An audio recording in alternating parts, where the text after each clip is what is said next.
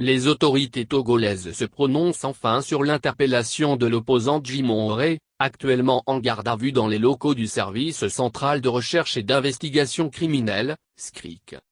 D'entrée, faut-il le rappeler, le président du Front des Patriotes pour la démocratie qui passe aujourd'hui son 13e jour dans les locaux du SCRIC, est accusé d'atteinte à l'honneur, de tentative de trouble aggravé à l'ordre public et d'outrage envers les représentants de l'autorité publique.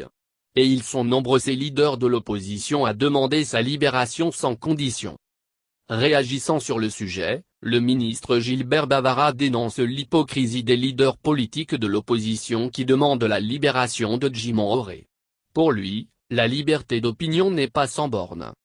Je ne vais pas commenter en tant que tel un cas qui est encore pendant devant la police ou devant la justice. J'ai lu et entendu des gens qui parlent de liberté d'opinion ou d'expression. Mais il n'y a pas de droit et de liberté sans limite. Si on tient des propos qui sont en infraction avec les lois, on doit répondre devant la justice.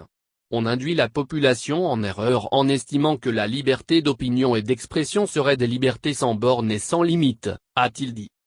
Djimon Hóré, dans la déclaration qui a conduit à son arrestation, a indiqué que les personnes assassinées sikh, au Togo sous le régime d'Eknassambé dépassent largement le génocide de Rwanda.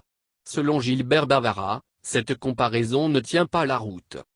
Vous savez, j'ai eu mon premier poste dans le système des Nations Unies au Rwanda qui a subi un incroyable génocide.